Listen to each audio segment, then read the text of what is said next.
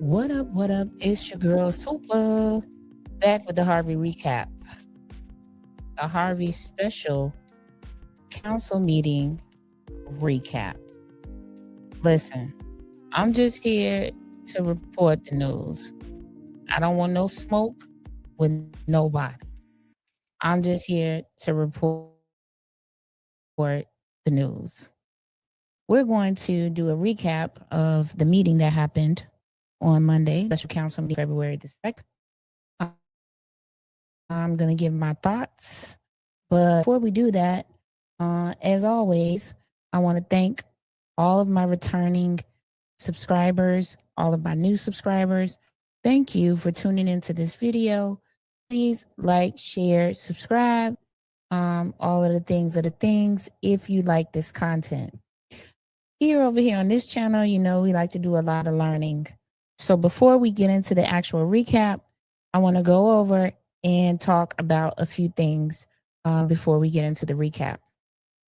First thing we're going to talk about is interim mayor versus a mayor pro temp. There's a difference. We're going to look at the difference. All right. So let's go ahead and get some definition for those two terms.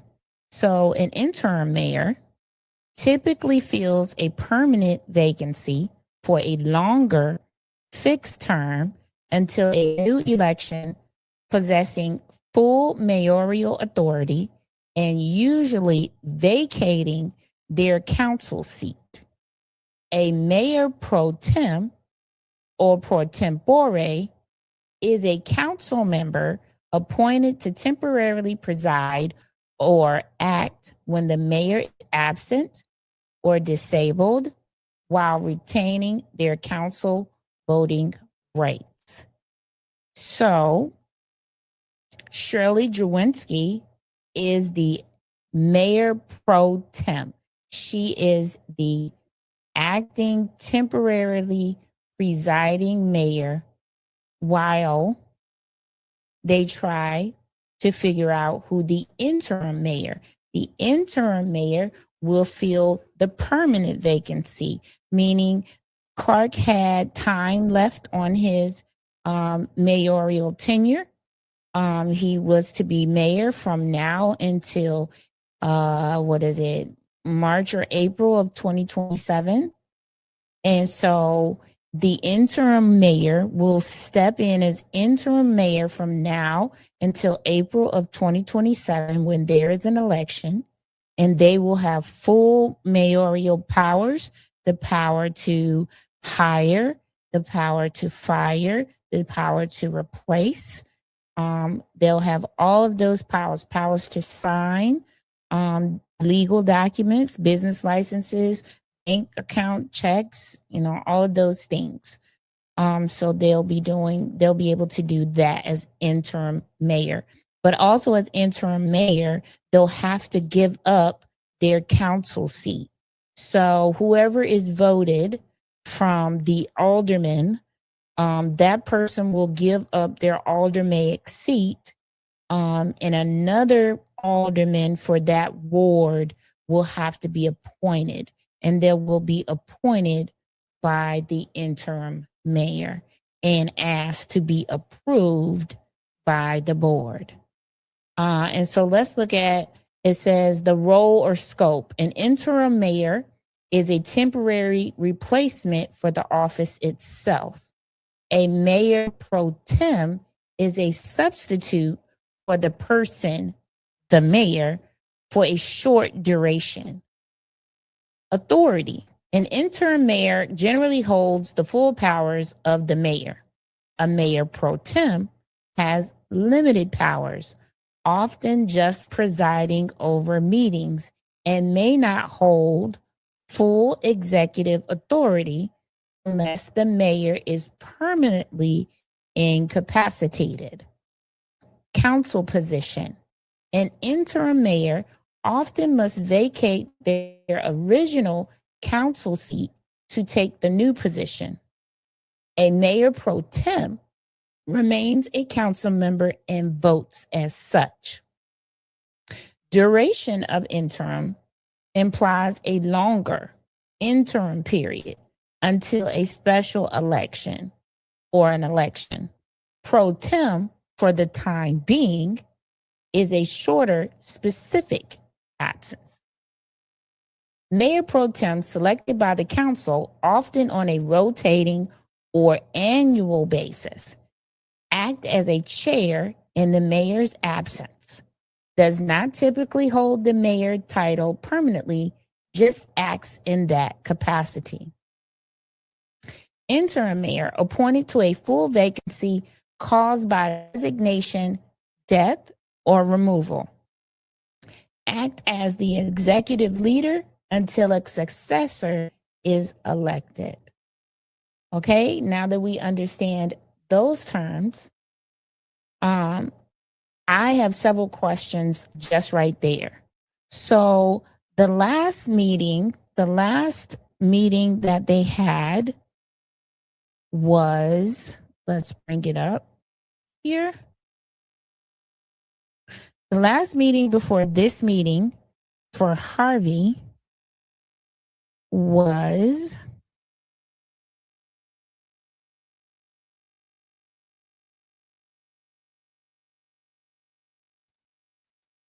January, looks like January the 12th. And on that meeting, you can go back on my channel and look at that meeting and review that meeting. At that meeting, they elected Dominique Randall L. as the mayor pro tem for that meeting. Now, that brings a bit of confusion for me because let's look at this piece of legislation that is dated. Let me make it bigger for you. It's dated Monday, June 12th, 2023 at 6 p.m. The mayor calls the meeting to order. The clerk takes the roll. The Pledge of Allegiance and the invocation is done. A prayer is done, I would assume. And then the committees are selected. The very last line on this page 1, it says, Mayor asks for nominations for standing mayor pro tem. Shirley Drewinski was nominated for mayor pro tem. So if she was nominated, and this is dated 2023 for mayor pro tem, why did they vote Dominique Randall L. as mayor pro tem on January the 12th when they already had a standing pro tem? Red flag right there for me. They already doing whatever they want to do when it comes to when they want to do it. Because if Shirley is the mayor pro tem, the standing mayor pro tem, then she should have ran the January 12th meeting as well. And not just now that the mayor had passed away. So they voted Dominique Randall L. on January 12th, and he ran the meeting. But then now that the mayor has passed away, now it's back to Shirley. So, take that for whatever it's worth. Now we need to move on to another set of definitions because this is going to come important when we go over my recap of the meeting. So let's talk about counsel. Let's talk about attorneys. You're going to see in this recap, there are going to be 2 attorneys in this room. One physically in the room and one on Zoom. The one on Zoom is being addressed as corporate counsel. So my question would be, who is the counsel that's sitting in the actual room? The man that has been sitting beside Clark for every meeting that he's been at. And when Clark is absent, he is absent. What is his title? because his title is corporate counsel as well. Will Harvey be charged for 2 lawyers for Monday's meeting? Because there was 2 lawyers in attendance. I'm not sure why. I'm not sure how. But that is something that the residents of Harvey should definitely FOI and ask, because at whatever they charge an hour, if it's $350 an hour, now it's times 2, because you had 2 of them that have the same title at this meeting. So let's read what corporate counsel means. It's a corporate municipal attorney is a legal advisor for local governments, cities, villages, school districts, who act as general counsel, managing legal matters from ordinance drafting and zoning to contract negotiations, labor disputes, and public financing. They ensure compliance with laws, mitigate risk, and protect the municipality's interests in land use, development, and administration. Key responsibilities in areas of expertise: governmental operations and advice, drafting legislation, economic development and real estate, contract and labor negotiations, litigation and risk management. How they work: in-house counsel. Some cities hire full-time municipal attorneys to serve as the chief legal officer. Outside counsel or firm. Many municipalities contract the private law firms that specialize in municipal law to provide specialized legal services. These attorneys differ from criminal prosecutors, focusing almost exclusively on civil, legal matters, zoning, and corporate municipal governance. So those 2 lawyers actually did do the same thing, and the man that was actually physically in the room could have explained the same thing that the woman on the Zoom explained. So why was there a need for 2 lawyers, and did the city of Harvey pay for 2 lawyers? Now, you're not going to be able to FOI for that information until next month, because it would be on an invoice for the end of this month for legal services, right? So you would need to FOI next month to find out if the village of Harvey was indeed charged for 2 lawyers at whatever they charge an hour. I don't know what they charge an hour, because I have not FOI for that, but you can FOI for the contract between Ansel and Glink and the village of Harvey to find out how much they're making per hour, what their rates are.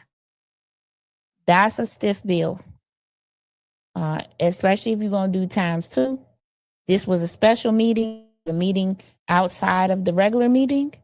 So I don't know if there were extra charges because this was a unscheduled meeting. So that, that needs to be looked at, but that is the reason why you had to have counsel explain whatever the rules were going to be and the rules are. We are going to listen in the recap to the rules that they are following to elect this interim mayor to finish out Mayor Clark's tenure. All right, now we're going to go into the recap. Get into this recap. The meeting opened up with Shirley talking. So let's begin. Good evening. Okay.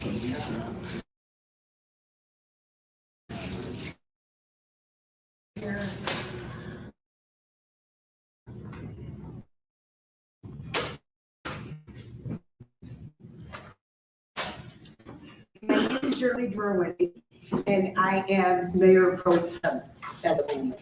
order. Roll call of council. What do I need?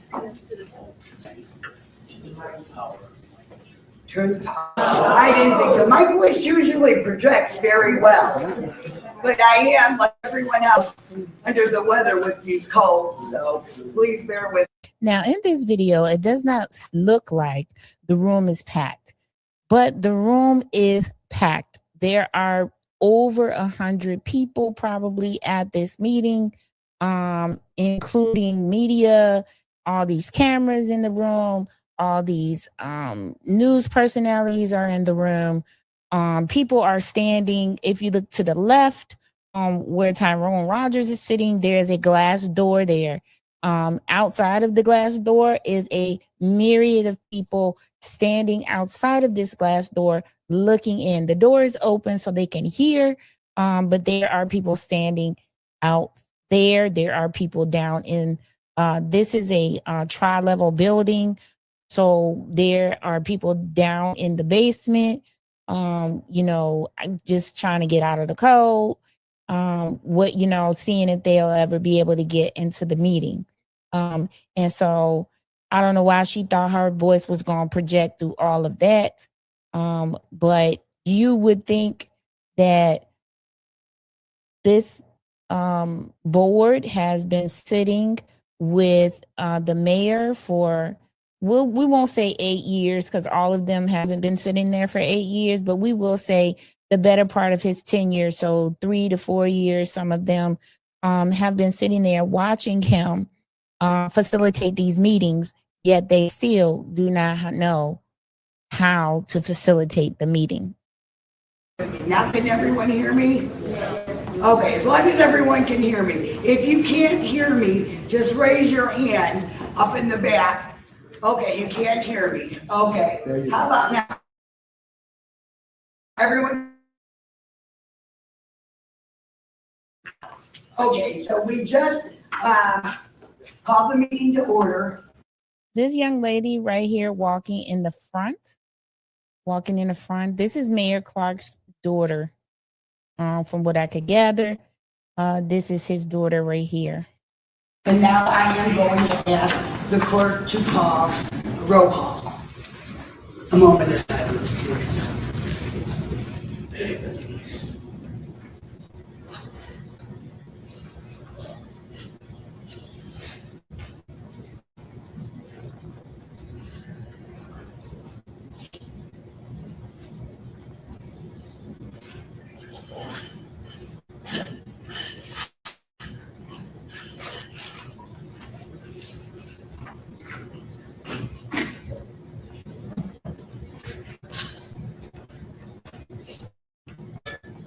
Thank you. Now, I would like to make a motion to amend tonight's agenda. So moved. Well, wait a minute, we gotta. She wanted to make a motion to amend the agenda. First of all, public comment was not included on the paper that the deputy clerk handed out. Okay, there was no mention of that, but it was not on the paper. Before she could even get out what she wanted the motion to be, Tyron Rogers yells out, "So moved." How can you move something you don't even know what she's about to add because she didn't say it? These people are just so trained and have been controlled so much that they just automatically bop into, "Oh, so move." Like how? She didn't even say anything. Thank you. This is an unusual time for all of us. Not one person here expected to be here tonight, and let alone face this challenge together. And I'm grateful. I'm grateful, personally grateful, that we have all these people here today. Harvey residents, Harvey staff members. I mean, very grateful. So I would like to amend the agenda to table the clerk and to table the resolution of amending the bank signatures. Now, I find this interesting that she wanted to amend the agenda to table appointing a clerk, which Harvey has been without since October. Now, here's the rumor. Let's get into the about this clerk. The rumor is that the clerk put in her resignation and said that her last day was going to be in January. Yet she hadn't been to a meeting since Clark hadn't been to a meeting and had been really absent from work or doing her clerkly duties during the week.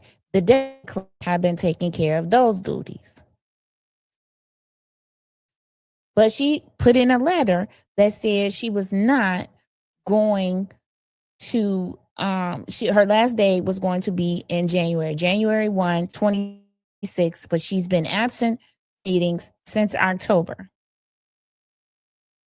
Someone in Harvey needs to FOIA the city to find out when was her last day that she was physically in City Hall, because that should be the day that should be taken as her last day. Because how do you say that your last day going to be January 1, 2026, and then proceed to still collect the check for October, November, December, and you have not done any work? That needs to be looked at and FOIA'd. Because if she received any type of compensation in the way of salary or payment, and she was not present in City Hall to doing her duties, those funds need to be repaid back to the village of Harvey. But why would you table a clerk when it takes the clerk and the mayor to sign things, business licenses, checks? Why would you table that? You have time to table that? Maybe, maybe not. But why would you table it? You already in the business of appointing a mayor, voting for an interim mayor. You might as well just get the clerk out of the way, because I'm sure the businesses that are receiving these cease and desist stickers on their windows do not appreciate it, because they probably have turned in their paperwork, and their paperwork is sitting on the clerk's desk waiting to be reviewed and signed by the mayor and the clerk. But how can that be done when there has been no clerk since October? So mind you, how are businesses being given cease and desist when there is no one to officially sign said cease and desist?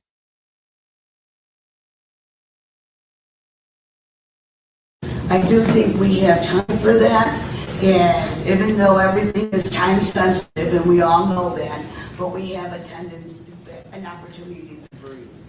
I would also like to move the public comments up and the aldermanic comments. It would. Now, at the point that she says something about public comment, everyone in the back of the room, which you can't really hear, is looking around like, where sheet is going to be, because it's not on this agenda for public comment. So everyone in the back of the room there are lots of people that are upset, that wanted to make comments, because when they came in and picked up their agenda, the deputy clerk said nothing about a sign up for public comment, because it's not on the agenda. So, and people usually pick up the agenda, they look at it, make sure public comment, and then they proceed to sign the sheet. So that was not done. The alderman comments first, and then the public comments, and then we can go into city business. So I am seeking a motion for that. Motion. I'd like to make a motion. Okay, thank you. Is there a second?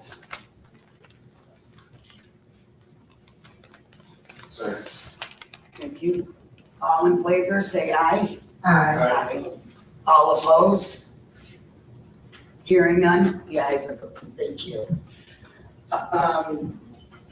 Now, I'm sorry, Alderman Keys, you made a motion? Yes, thank you. Good evening, everyone. I'd like to make a motion to the agenda. I would actually like to table discussion A, the acting appointment of the mayor until next week, February 9th, to give us a little bit more time to make sure we get this right. And everybody's grieving right now, and this is too sudden, and this is a decision of this magnitude. I think it needs a little bit of time.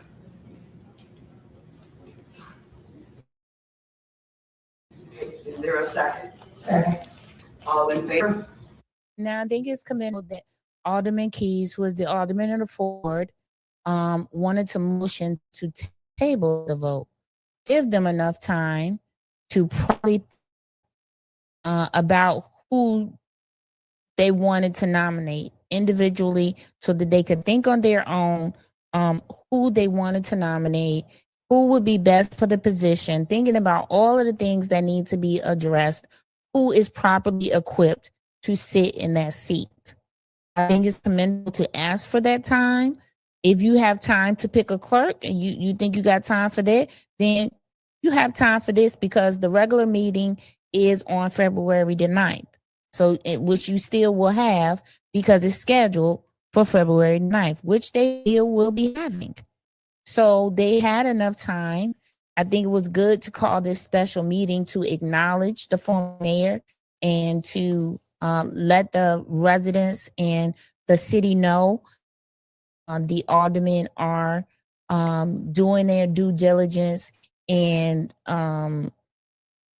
trying to find a suitable replacement for an interim mayor. So I do think that this meeting needed to be called in order to honor the former mayor the way that they did, and to just give the public some notice about what is going to be happening going forward, what they plan on doing, and how the process worked. I do think that this meeting was needed for that.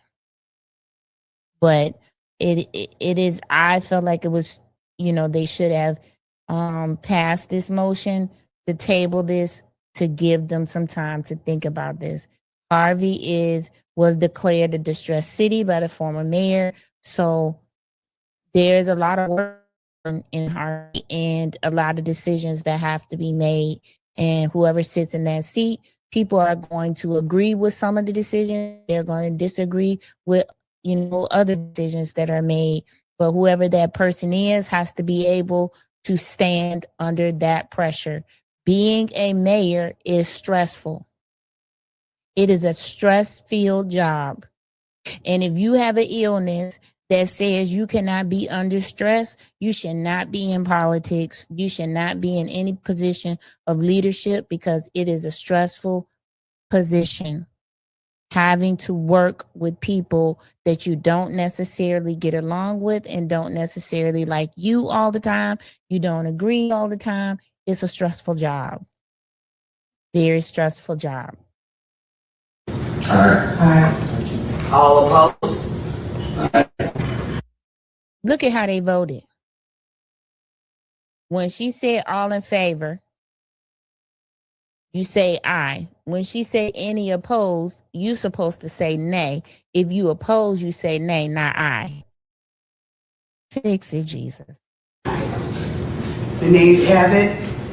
And actually, nobody said nay.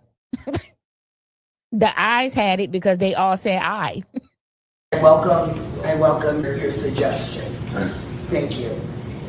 And the reason why we do this is to make sure we are all on, we are allowing our city to heal and go through the process and continue with the vision. And there are day-to-day activities of the city. The position in Harvey is a part-time position. The only person that really is a day-to-day person is probably the clerk, because she is dealing with business licenses and applications. dealing with FOIAs. She's dealing with inquiries about different things. So she's probably the only person that is dealing with some day-to-day stuff. The mayor position in Harvey is a part-time position. For all of us that I do. But I appreciate your opportunity for speaking. Now we're going to go into public comment. Public comment. Please be mindful. Please be respectful. And we get 3 minutes. Or did we decide to go automatic? Yes. Oh, I'm sorry. Gotta bear with me, guys. Gotta bear with me. Okay. I will say that I think that Shirley was a lot nervous. I don't know why, because she has done this before. She did this on February the 12th of 2024. So she's ran a meeting before as mayor pro temp, but I do think she was particularly nervous Monday night because there were loads of people in this room, from pastors to business owners to residents to laid off workers. The firefighters were in the building.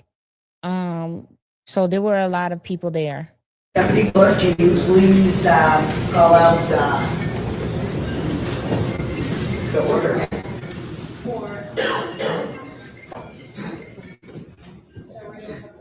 Yes. Oh, I'm sorry.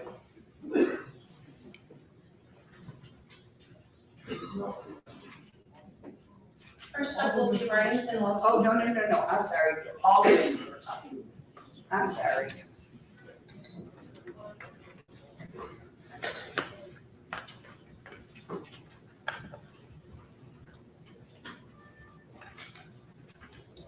Any volunteers to go first?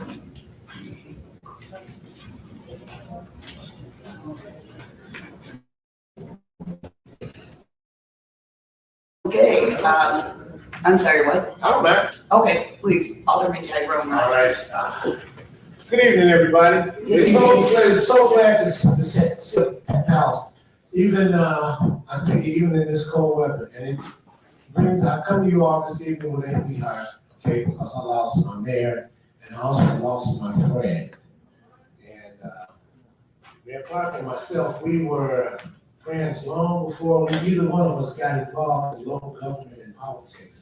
And we worked together over at LI2 and Conduit, long before a lot of you all were born, back in 1994. So I have a brief statement I'd like to read and share with you all, and I'm pretty sure most of you all's sentiments would probably be exactly the same as mine. We extend our deepest condolences to the family, friends, loved ones of our beloved mayor of the city of Harvey, Mr. Christopher J. Clark. Mayor Clark was a visionary, a leader, believed in the promise of the city and worked tirelessly to ensure a better future for all residents. He was a man of great integrity. Committed to the purpose of serving 2 terms with a dedication and heart. His passing came as such a surprise, followed by an unexpected illness, leaving our city in mourning. Yet, even though with grief in our heart, we honor the legacy he leaves behind. A city strengthened by his vision, guided by his leadership, and filled with the potential to be a great city. Mayor Clark's impact will not be forgotten, and his belief in Harvey will continue to inspire us as we move forward together. And I'd like to reemphasize forward together. Other than my heart being heavy, I just like to say happy. This is the first report that I've had to do since the new year came in, so I'd like to say happy New Year's to all the residents of the 6th Ward. and actually all the residents of Harvey too, but especially the station. It's important. And with that being said, I'm gonna pass this over to somebody else. Thank you. Thank you. So I find Tyrone's Rogers comments, fairly typical of something that he would say. I believe that his condolences were sincere. I want to talk about his last two words, which was forward together. Even though you're going to move forward together, then that means that everyone should be pulling their weight by making sure that when they vote, that it is in the best interest of the residents and not the best interest of themselves or of someone else. I felt that, and this is super, the views and opinions that are being expressed on this platform are that of the super producer. I do feel like that maybe they should have had some emergency ward meetings, just to, let all of their ward members know that, hey, the mayor has passed. We're going to be picking an interim mayor. The interim mayor has to come from, one of the persons on the council or the board. And who do you think should be the interim mayor? And maybe they could have got some input from their wards, just to help them make the decision of who they should nominate and vote for. It would have been more than gracious for them to be able to do that. And I'm sure they would have been able to use City Hall for these ward meetings, just to be able to let their particular ward residents know, and that's just my feeling, because while there were 200 or 150 or how many ever people there were at that meeting, there are probably still yet more that have not even heard the news, right? Because some people are not heavily on social media. Some people have resigned to not watching the news because it's always, something sad. So just to make sure that you can properly, inform and ask your ward residents to inform other residents so that, people will know. But, moving forward together, I think that the 4 older yes men need to then step up their responsibility to make sure they are reviewing documents that they are given, making sure that they are thinking about decisions and votes that they are making. Thank you, Alderman Rogers. Anyone else would like to volunteer? Ms. Chapman, Alderman Chapman, Alderwoman Chapman. Thank you, Madam President. Mayor. Good evening, everyone. Good evening. For the record, before proceeding with tonight's statement, I want to formally acknowledge the past of Mayor Christopher J. Clark and extend my condolences to his mother, daughter, family, loved ones in the city of Harvey. This is a solemn moment that calls for steady leadership and responsible. Will take action to appoint an interim mayor. That vote matters, but it constantly requires more than filling the seat. It requires transparency, accountability, and sound decision-making during the period of transition. Over the past 2 years, many actions of this council have passed by a 4-vote majority. Those votes were lawful, but so often they occurred with limited inquiry and limited discussion. Oversight is not disruptive, it is essential. When questions are rushed or discouraged, the city bears the risk. This interim period should be guided by clear priorities and the corrective actions that support the economic stability. Those corrective actions require a majority vote to count 4 votes to ensure residents are served fairly and lawfully, that residents, churches, to face fines and fees that deserve review and reform. Oversight must also extend to how we manage city resources. For the record, the city's fiscal year 2025-2026 budget totals approximately $56.5 million. Roughly 18 to 19, or about a third of the budget, is dedicated to payroll alone, before benefits and pensions. About 1.5 is allocated to legal fees and planning.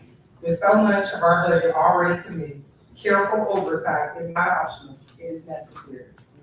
As we consider the vote before us tonight, I want to explain also why I urged a hold back on Monday, January 12th on the tax levy, and why this vote is now necessary. Earlier this month, the council did vote on the levy, and that action itself was lawful. However, the timing and execution raised legitimate procedural concerns, as we were supposed to complete that on Tuesday, December the 30th, and notify you all as residents by Wednesday, December the 10th.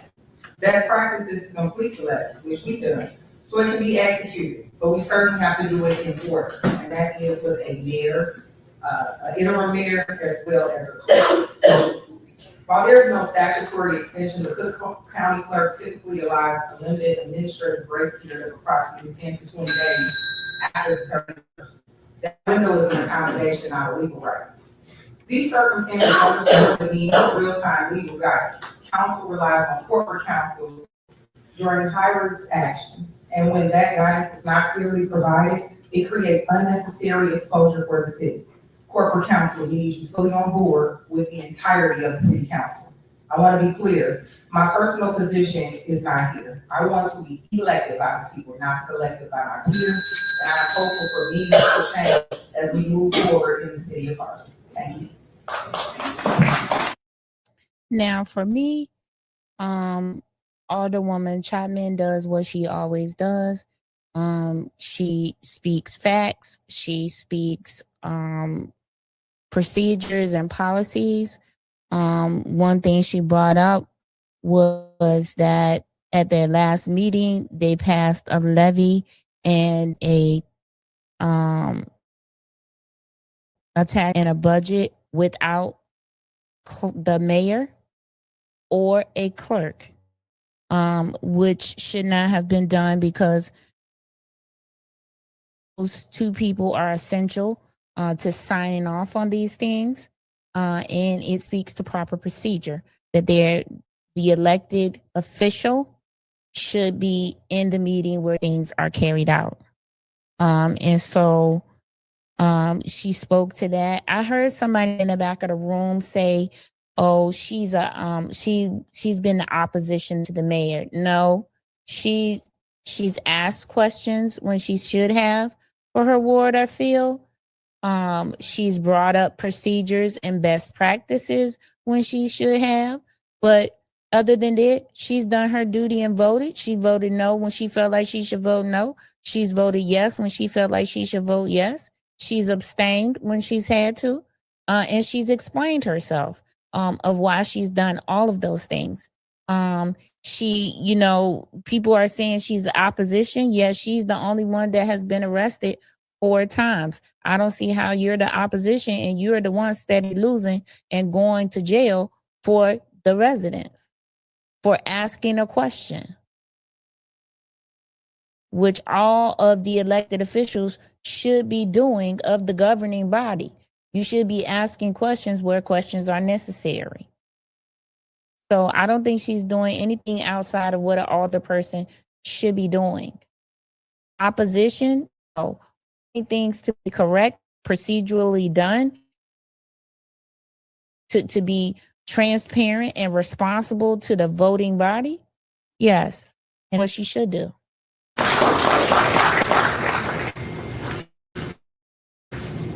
Alderman Hughes. Thank you, Madam.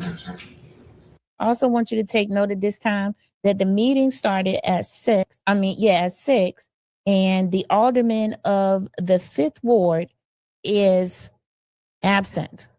That his seat right there beside Tyrone, which you can see right here, is empty.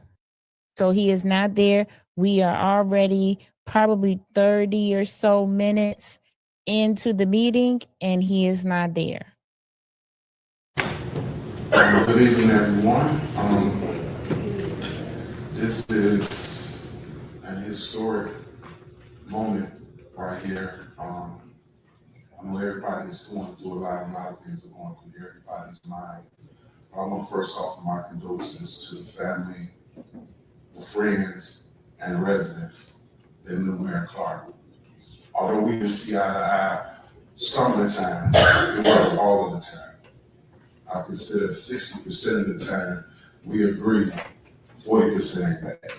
It wasn't totally against everything. You know, it's about fair as I can be. And I like to say that my education, first of all, I'm proud to be alderman of the city, proud to be a resident of the city.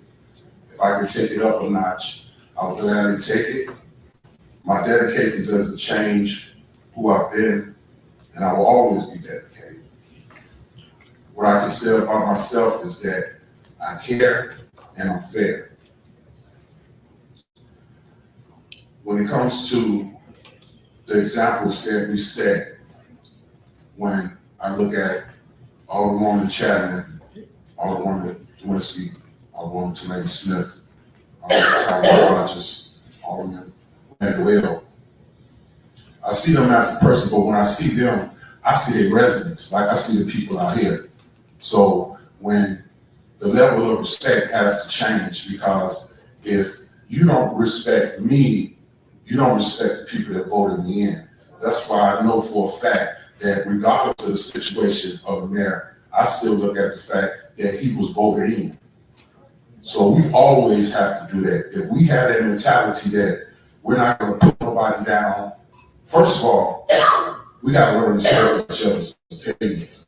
You never get anywhere if you don't respect this other opinion. Everybody sitting here has their own vision of what type of mayor they want to be, you know. But you gotta be collective, you gotta be understanding, and you gotta be willing to sacrifice. It's a lot of give and take. I don't see you have to suck up to somebody, but sometimes everybody gotta suck up to somebody, you know, and just keeping it real. But moving forward, this is, if we never work together, now is the time. And for the sake of the residents, and all we have to do is just respect each other first, because a lot of times people don't feel respected. There's no telling what's gonna come out their mouth and how things is gonna end. So I'm looking for things to be real positive tonight. I'm looking to still be who I am in whatever position I am in. I will continue to work as hard as possible, love my residents, and keep it moving. Thank you.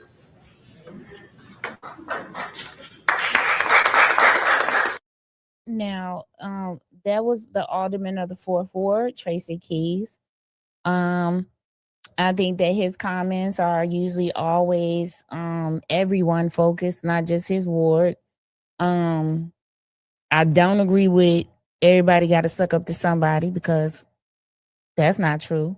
You got a choice. You don't have to suck up. You can stand your ground and be who you are, and make people accept you in that vein. But that's his view. If he was to get it, I do think that he would be fair, because he does, you know, he's never gotten out of character in any of these meetings, and he has always looked out for everyone, which is true. I'm not sure that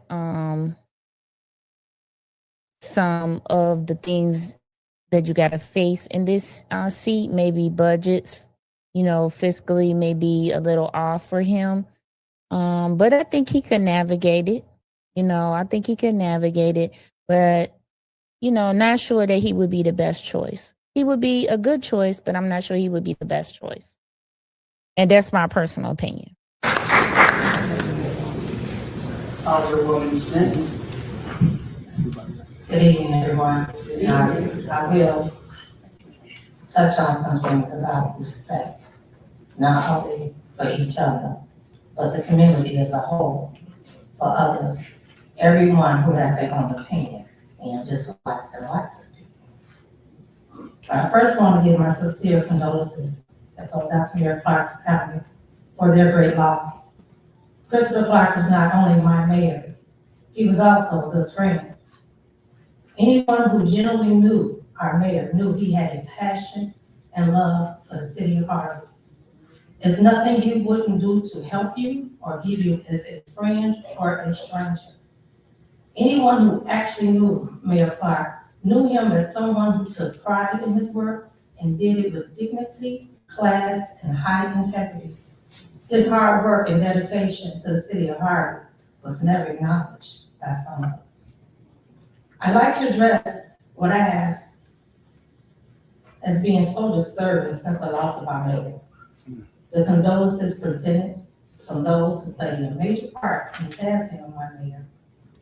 3 consistent years of deliberate attacks of false accusations, social media bullying, taunting visits to his home, and no level of respect for privacy. All of this based on personal vendetta rather than accepting the residents' voice of what they wanted in a leader, as they did vote him in, not once but twice, because they believed in his work and knew he was the person that could make this city they call home be respected as other communities. And even his passing, the hate continues. No empathy, no respect for his mother or his children. How heartless of any individual. The people are looking at us. Oh, but there are some lessons these antagonizers will learn. That what you reap, you shall sow. Residents accused, they on here talking about Alderwoman being racist. However, you turn a blind eye to one who has sued the city with frivolous lawsuits, used racial comments throughout the city, and have filed a restraining order on an elderly woman because she addressed her dislike for the racial remarks towards the people of color. This same individual hides behind the protected class and cries victim with no regard that he is attacking another protected class, a Black woman in the city. As an advocate for my seniors in the city, I'm going to ask the older person who fostered this behavior to consider whether Maya Angelou, Rosa Parks, or any Black woman leader will allow anyone of this character to stand in a room full of your people and call any one of them out in a disrespectful manner because of aspirations of the chair. Unity doesn't look like that to our people, because we all have a father, most have uncles and brothers who have grown to the Jim Crow. They are flawed. Now, before I address Edith Bunker, because y'all know I don't get down with her, the alder person of the 3rd Ward, Edith Bunker is what I call her. Y'all know I give people names. So that's what we got for her. I want to take note that Dominique Randall L., who is the alder person for the 5th Ward, came in at about 46 minutes into this meeting. Okay? To take note of that. Special meeting, very important meeting, 47 minutes late. He said it couldn't be avoided. You'll hear that later. But anyway, let's get to Edith Bunker. Because Edith Bunker, she normally does the shady commentary. She never offers anything of value, and never takes accountability for anything that she has done or not done as an older person. So let's go right into the part where she talks about deliberate attacks with no proof. These fake condolences on her mayor, and this man has done all of these things. So what we're going to do is we're going to go over a list of some things that this man, that the mayor did to some people that he didn't care about. Okay, so let me start with yet he didn't listen when the residents of Harvey said they didn't want to lose their homes on 154th and Myrtle. He proceeded to go to the MWRD and tell these people that it was his wish that the retention pond be placed where it is placed, while yet knowing they had other options for said retention pond to go. And I do have proof of that, and we will be going over that. Okay? That's the first thing. The second thing, church leaders were forced to get business licenses for their churches. No other churches in this area pay for a business license because a church is a religious entity. Yet the mayor of Harvey thought that it was a great idea to tax the Lord. Businesses closed because they didn't support his leadership. He blocked their parking lots. Micro Motors parking lot was blocked. O'Reilly's parking lot was blocked. All of these businesses' parking lots were blocked because they did not agree with the leadership. They were targeted by this mayor. Yet you were saying, Edith Bunker, that people were putting false allegations on your mayor. These are things that are documented that you can go and Google that actually happened. I still have more. Hold on. This is the same man who had a woman unlawfully detained for expressing her right to peacefully protest, and also posted a video on social media of her doing so. So he participated in social media attacks as well. So I don't see how he was bullied if he bullied back. I'm not done. The same man who furloughed workers, making them ineligible to collect unemployment with no timeline of when they were going to come back to work. So some firefighters and some police officers at the beginning, the first round of layoffs, they were furloughed, which meant that they could not collect unemployment benefits because they were not laid off. They were furloughed. They got to keep their medical benefits, but no money. I think I would rather have my money and no medical benefits because I can go to the marketplace and I can get some medical benefits. But okay, I'm still not done. This is the same man who laid off firefighters and police in lieu of keeping high salaried supervisors at six figures and they have brand new city vehicles that they take home, and they don't even live in the village of Harvey. Still not done. The same mayor who kept the treasurer from speaking and performing her elected duties. This is the same man who stopped the comptroller from posting valuable financial information to the public for inspection. This is the same man who refused to speak with a resident during a meeting because they would not call him mayor. Instead, they called him Mr. Clark. This is the same man that you are discussing, saying that people did not give him. This is the man that some people knew. You cannot change what person he gave them. So they're going to give him what he gave them. See, that right there is the property of sowing and reaping. Because if you're going to quote the Bible, make sure you quote it right. Girl, you was reading from a piece of paper, and you mean to tell me you even wrote it down wrong? Yeah, because that you sow shall you also reap. So for all of those things that I read off that he did, he reaped those non-condolences or those fake condolences or the criticism from those things. That is the person that those people knew him to be. People need to be able to sit with, they got a different version of that person. Because my truth is my truth. It's not going to change because you want me to change it.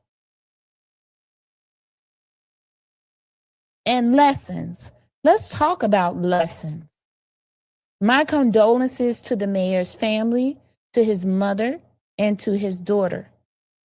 The biggest lesson that we can take from all of this is to take your health seriously. When you have something going on with yourself and the doctor says you need to slow down, you need to let go of stress, guess what you need to do? You need to slow down and you need to let go of stress. If that means you have to retire from whatever job you have, that's what that means, because you should be spending whatever precious time you have left loving on your family and being loved by people who love and understand you. Those are two lessons that we should take away from this. So yes, people will learn lessons from all of this. And if he can say he did anything, that will be his greatest contribution. That people will learn lessons, important lessons from all of this that has transpired.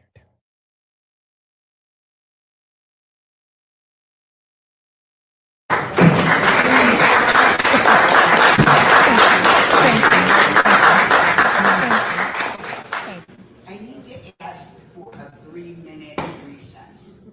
The attorney and I have to step back for a moment. There is a circumstance that just came up, and then I will make the announcement. May I have a motion for a 3-minute recess? 1 second, so I can add that too. Okay. So Shirley asked for a 3-minute recess because of the OMA violation. Someone said something probably about the amount of people that were outside of the venue, the door, versus inside. And so she wanted to confer with, you see that one attorney right there, the one with the blue tie on. He was sitting there. There's also the other hear from shortly, but like I said, who's paying for these times? In the present, in the flesh, the one on the Zoom is not needed because he could facilitate and explain everything that needed to be explained because he's a lawyer. The same one that's on, got the same law degree. But Does it need to be a motion? She can use the chair to call the recess. Oh, from my understanding, I am the chair, so I can call a recess. So I am gonna call a 3-minute recess. Now, I would like the record to reflect that Alderman Randall L. joined us and give him an opportunity out and put it on the record that he was late. Child, take me out of here. to state his public comments. Then what I said, we'll go into public comments, but I think we should allow the attorney the opportunity to explain the procedures, what needs to be taken place, then we'll go right into public comments. So we're gonna follow that, but we need to allow the opportunity. And this is new to all of us, so we're all gonna, make sure we're following the proper protocols. So thank you. And thank you for your understanding in advance. And to me, if you look at that, he's pushing back in his seat. He's fidgeting. I don't know if he's anxious, or if he's just upset about something, or he's anticipating something. I don't know. But I want you to take note of his tone as he begins to do his automatic report or expression or whatever you want to call it.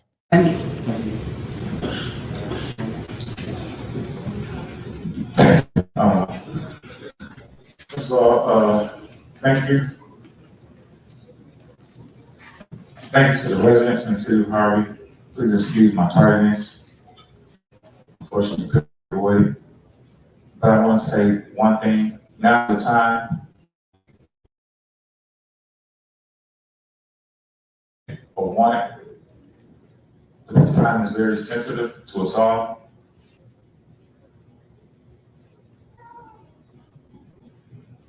But the main mission should be one thing only.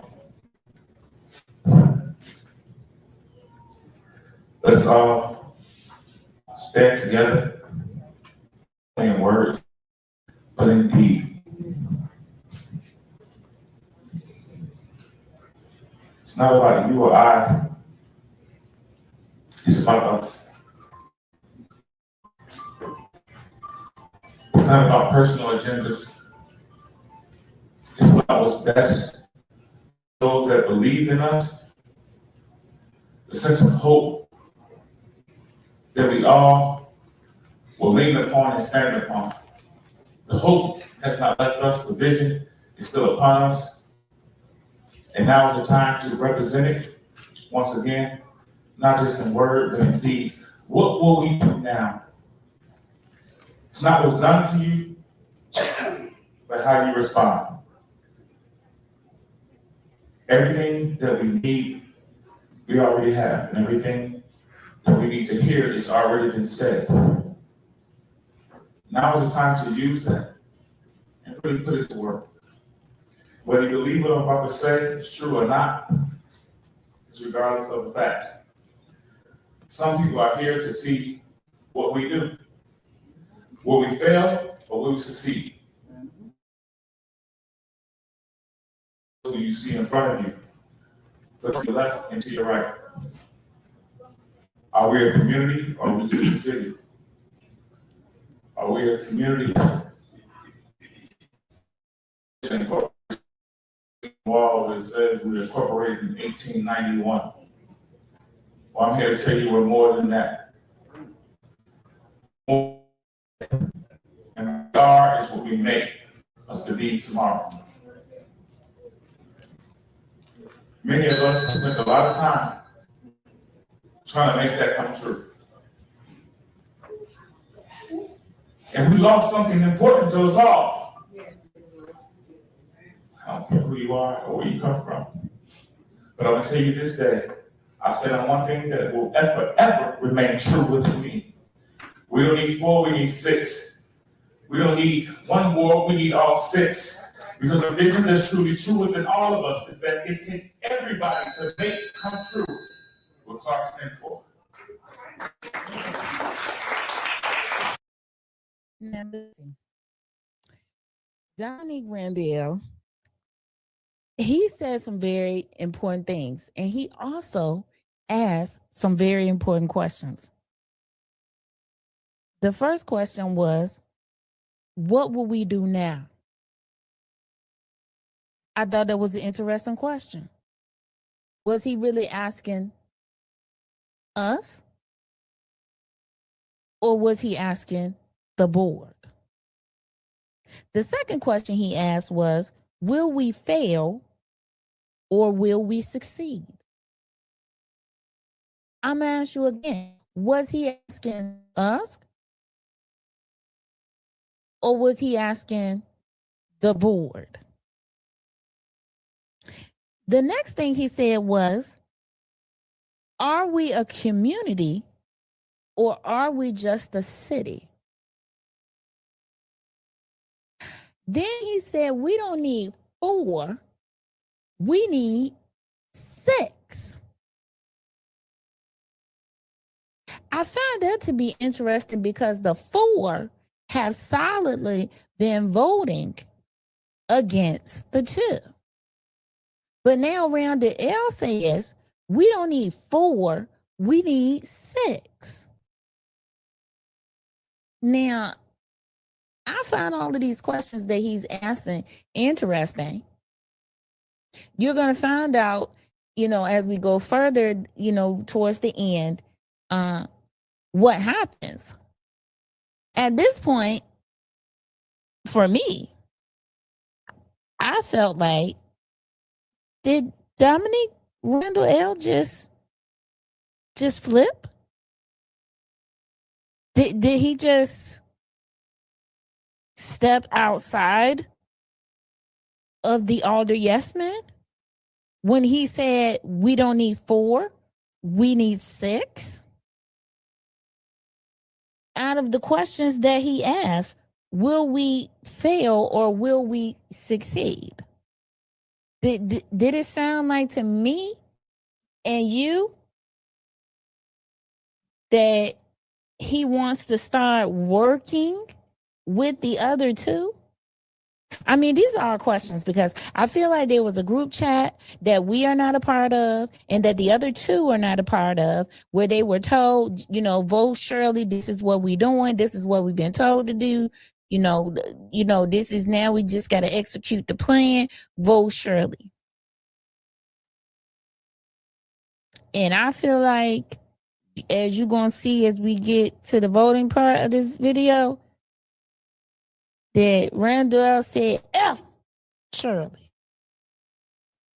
We don't need 4, we need 6. Let me see how I can make sure we succeed and not fail. I mean, it also makes me think that there was someone telling them what to do. Because I have never heard that spoken by any of the 4 Alder yes men. We don't need 4, we need 6. Now, allegedly, that person is no longer here to tell them what to do. Maybe people will start using their own minds and start thinking that it's better to collaborate than to be fighting. Maybe that will start with Dominique Randall. I don't know. The speech was very cryptic, if you ask me. But that's just me analyzing. I could be analyzing too deeply. I don't know. Let me know what you think about the speech. So let's go forward. We're going to go into the treasurers. The treasurer did a proclamation for the family, and she gave it to him. It was a very nice proclamation, and I'm going to speed past that.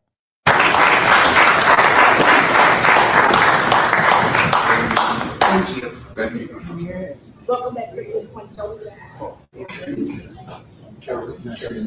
Oh, Carrie Lynn.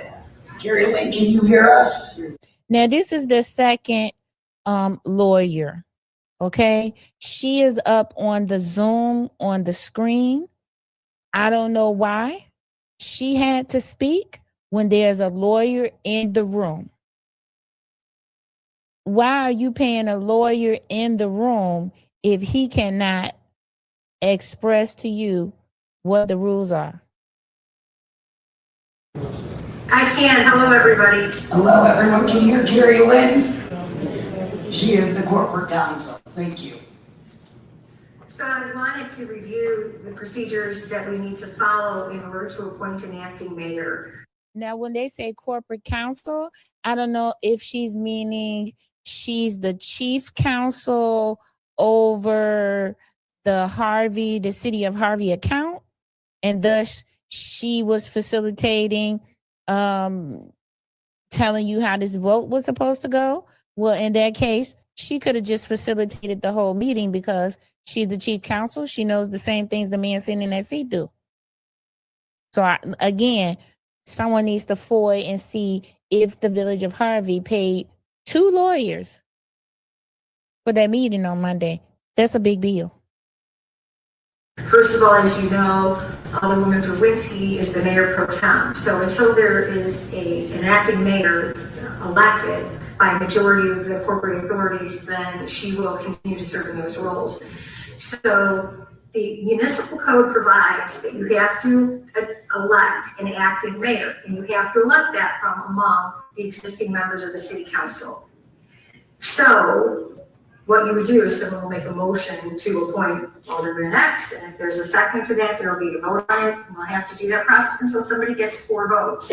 And I believe that Mayor Pro Tem Drewinski had wanted to open it up for nominations. See that arrow? That's a lawyer right there. That man is getting paid to do nothing. first, so we would know the pool of the candidates. And if people, of course, want to withdraw from that pool, they can do so. And then, so she will open nominations, she will close them, and then of the people nominated, we'll do a motion to appoint Alderman X and see what the vote is and continue with that process. If nobody gets a majority vote of the people here present, we have 6 aldermen, so we need 4 in favor of a candidate, then Alderwoman Drwinski will continue in her position as pro tem mayor until there's a further meeting and someone would be elected acting mayor. So that's the procedure. Thank you. Thank you. Okay, so she explained the procedure. The procedure is Shirley wanted to have nominations, so they will have nominations. Shirley, as the presiding mayor pro temp, she decided that she wanted them to be able to nominate and then vote. So they would nominate and then vote. The person nominated would have to get 4 votes in order to become the interim mayor. That would be the majority. 4 is the number that they would have to get. Until they reach someone getting 4 votes, Shirley will continue as the mayor pro temp until they can come to a decision on who the interim mayor should be via nominations. So this will have to go on every agenda and be at every meeting. It will have to be voted on and discussed at every meeting until there is someone that receives 4 votes. So they should take care of the business of Harvey, because Shirley can do that as the mayor pro temp, and at the end, then do the nomination and the voting thing. And if they still at a stalemate, then they'll have to put it on the next agenda and they'll do the voting again. And that will go on and on and on until someone receives the 4 votes needed to be the interim mayor. Once that happens, they'll go directly into swearing in the interim mayor, and then the interim mayor will have to go about the business of appointing a clerk and someone to replace their seat. Do you have any questions for the attorney in this procedure? We need to have, if I can recap, we need to have a motion and a second and then 4 votes. But we're going to go through the nominating period first, then close out the nominations and then vote. Any questions to that procedure? Okay, thank you. Okay, Point of order, yes. we didn't do public comment. Oh, thank you. Thank you. Now is the time for publications. Publication. Oh my God. Public comment. Thank you. I don't have the agenda. I have the notes of it. That's my bad. Deputy Clerk, can you please call the. So the first public comment was Ryan. There was only 2 people on public comment because, as I said at the beginning, people didn't know there was a sheet for sign up because the deputy clerk did not tell them. Good evening. My name is Ryan, Harvey resident, and also the Harvey Historical Society. Definitely this has an unprecedented crisis for Harvey history, but I do have faith that, the strength of his people, that we can definitely get through this and hopefully, turn the page into some more positive things for the city. I do have a few demands. I think whoever ends up getting voted in as interim mayor, I would prefer Colby or Tracy, just because I don't think that the other 4 aldermen, represent sort of any new direction for the city. And I think we need a new direction. But I think whoever gets the gig, we need to open up the city books immediately, because we don't know where any of the money is, and we have not known for at least 7 years. We also need to do an audit of all personnel. We have a lot of staff that are not fire and police, and they're taking brand new cars home every night. They're making 6 figures, and they're supervisors, but the folks who actually, clean streets, keep the water working, do the work that actually makes the city run, The firefighters and police, they're the ones that actually, have gotten laid off. I don't know if you're aware, we have almost 50% of our workforce laid off right now. So, I'd like to at least lower salaries, reduce and eliminate some of these supervisory positions that are needed. And then, we need to rehire all essential city personnel. Currently, we have only 4 firefighters on each shift. We have regular fires, if you haven't noticed that. We have police, a lot of police supervisors working. None of the supervisors have been laid off, but we don't have enough patrolmen. So everything is top heavy, and the situation is very, very dangerous. And if you live in Harvey, like me, you hear the fire engines, you see, we have fires all the time, and these firemen, just the firemen alone, are taking huge risks to protect our safety. So also, I think it's really important to remember, all of the victims of the corruption of the past few years. I think it's important. It would be remiss if we did not remember them. The Myrtle residents that were forced out of their home, the lady Miss Donna who lost her foot because politicians promised animal control and didn't deliver, and the dog basically took her foot off. Like I said, we have firefighters and police who are putting themselves in danger because they are not staffed properly every day. And we have countless people paying up to $2,000 for tows, bogus tows, for things that they didn't do from the city to get their car back, and their financial lives are ruined. Not to mention all the businesses that have been extorted, as well as the churches. So I think it's important that we take all that into consideration for whoever will be the interim mayor. Thank you. Thank you. Ryan always gives a good public comment. He lives in Harvey. He has the rights to speak and give public comment. He does show up to the meetings. Every meeting that Harvey has, he is there. He has gone to the businesses that have gotten cease and desist. He has protested out, with these businesses. So he has put in a lot of boots on the ground work when it comes to Harvey. All of the things that he mentioned are valid questions and valid things to be concerned about for whoever they put in the interim mayor seat. And so I think he gave a good vision and some good things to think about for the interim mayor. The next public comment was, I think this lady's name is Miss Ruby. She talks about she's the human relations person. I don't know if that's a paid position or an appointed position. I don't know. But she talks about coming together and all of these things. We're not going to listen to her comment. You can go to the meeting and view her comment.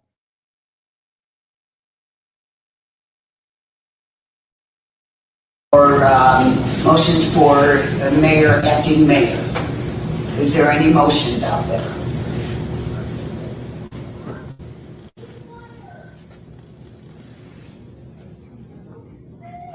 Okay, we have a motion. So we're taking, yes, I see. Thank you. We are taking, opening it up to all candidates to be, whoever are going to be nominated to be mayor. All right, please vote. Motion, we have a second.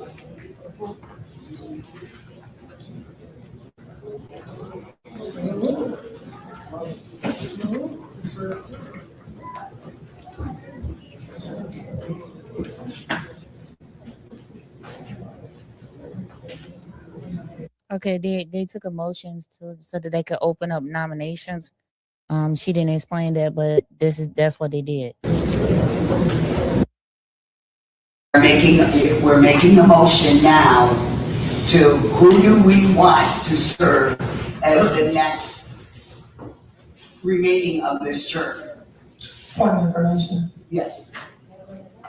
based on the person that makes the motion, wouldn't that be the person who would make the nomination? Right, that's what I'm asking, but we have the nomination, but we need to know who's everyone going to nominate? So we know who are all the nominations. I'm sorry. Why don't you call the roll? Okay, so she should have let the attorney explain before they did this so everybody would have been clear instead of doing public comment, because people forget what she wanted them to do, right? So she needed a motion to open up nominations. They did that. The next thing they should have been doing was nominating. So if you make a motion, you should have been saying, I make a motion to nominate such and such for the interim mayor.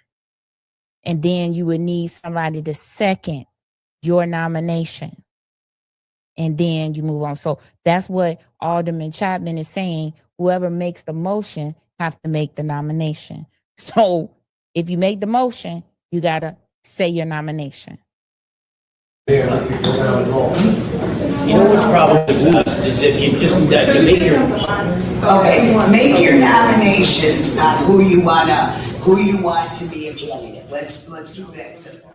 So, do you have a nomination, Alderman Rogers? Yes, I know.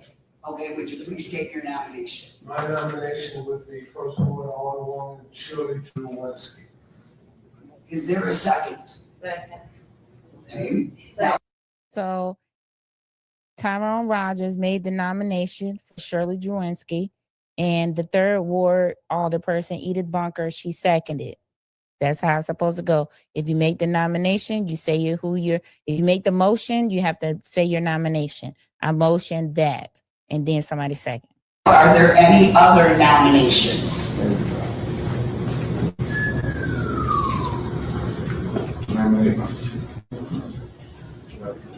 Oh, I'm sorry.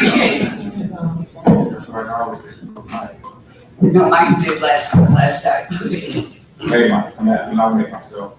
Dominic Randolph, before I Dominique was a little low with his I nominate myself, and then they was like, we can't understand you, we can't hear. He was like, I nominate Dominique Randall, myself, Alderman on the 6th Ward. Now, if you look at everybody's face, I want you to go to it and enlarge Shirley's face so you can see what her face looked like when he did it. You can make a motion. Is there a second? Second. Okay, there is a second. So, are there any other motions? Okay, then I make a motion, we close the nomination. Motion. Okay, thank you. So now we are going. They still didn't do that right. She made the motion to close the nominations. Tyrone Rogers should have seconded the motion. That would have closed it.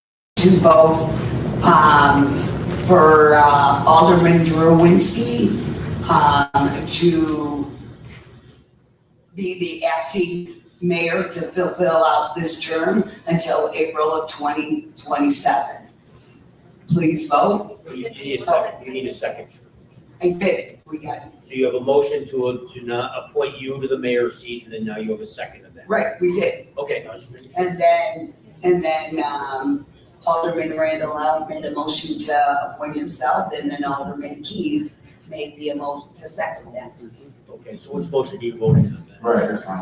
Right now, we're voting on for Alderman Shirley Drewinski to fulfill, thank you, to fulfill the term until April of 2027.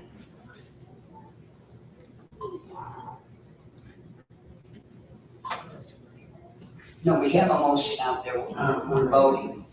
Are we doing it verbally?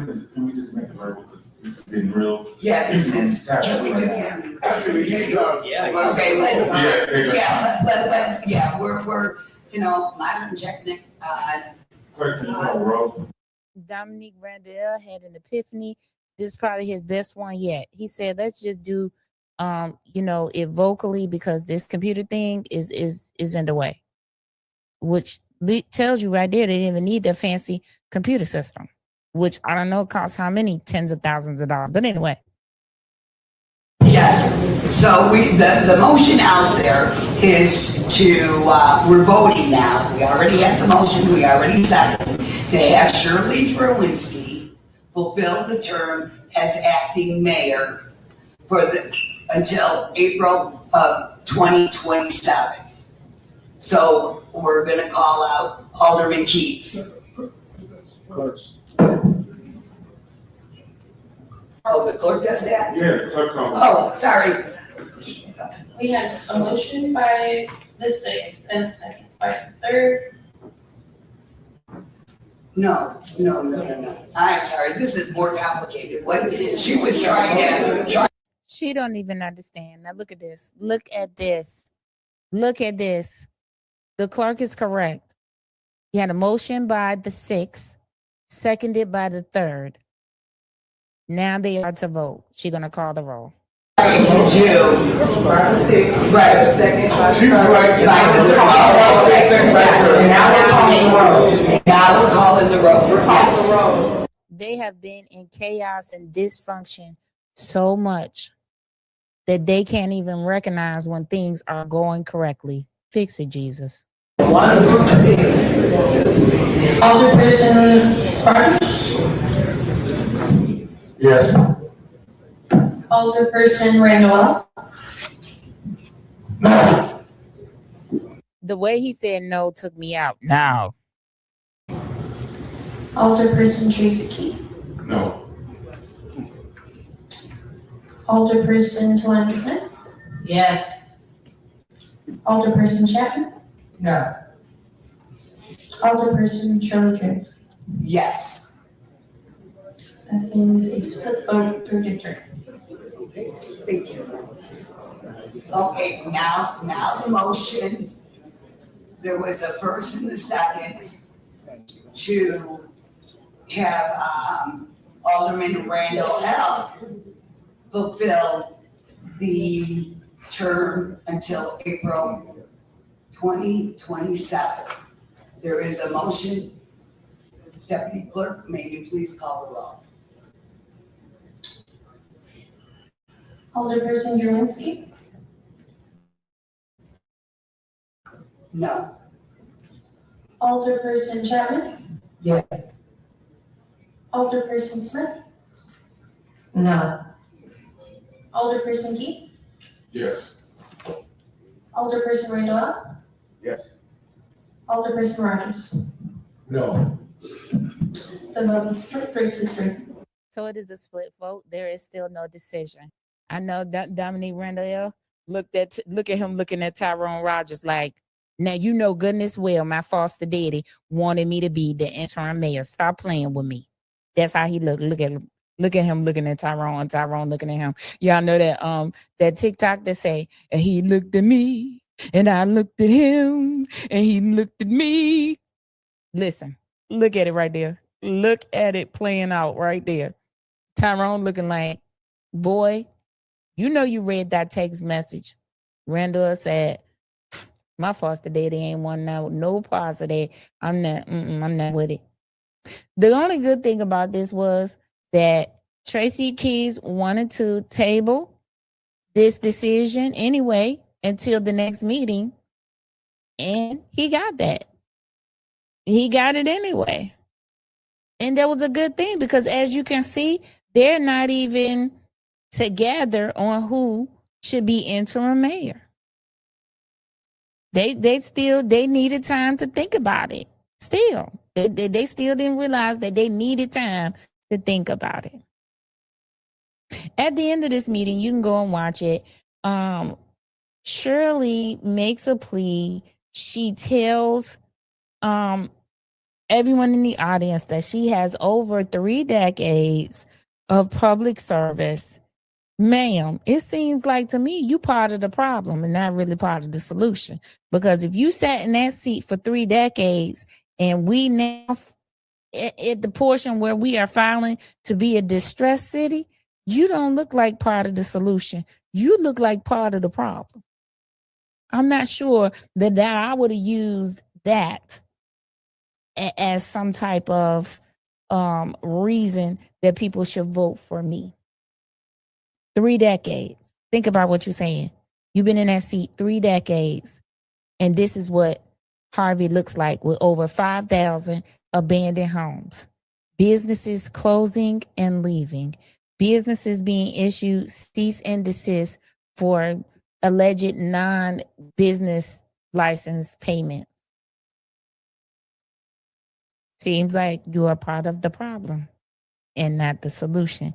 I ain't gonna say you wouldn't be a good choice. I'm just saying you need to really talk about some of the things that you have brought to the city, positive things that you have brought to the city, in order maybe to persuade people to vote in your favor.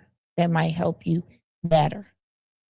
And so, with that being said, February 9th is the regular Harvey board meeting. If you're not doing anything, come out again. Come out again and see how it's going to play out in your city. See who's going to be the interim mayor and see who you should be holding accountable. We need to start coming to these meetings because when you're not present, they're not accountable. We need to start participating in our government, knowing what's going on, knowing where the money is being spent. And if you're not okay with what is being done by that leadership, then you need to vote the next time to vote them out. But come out to the meeting on February 9th so that we can see if they were able to, everybody was able to think about it and come back and decide who should be the interim mayor. The person that will be serving Harvey from now until April of 2027. This is a very, very important vote. I hope to see you guys there so that you can learn what's going to happen as Harvey tries to push ahead and make a resurgence and rebuild themselves. And they can. And I'm sure at this point, they will. A few things that need to be addressed. I'm going to reiterate them again. Were 2 attorneys paid for Monday? Can we get a bigger venue? Maybe at the auditorium at the school. Can we stop with this public comment sign up? Because what purpose is it serving? Because you want to shame me by saying my name? People have a right to their comments. I don't think that the public sign up sheet is necessary. Everybody gets 3 minutes. Whoever wants to speak, line up and speak. Dalton doesn't have a sign up sheet. Robbins doesn't have a sign up sheet. A lot of these other municipalities out there don't have sign up sheets either. It's just public comment. It's open to the public. What would you be doing with these sheets?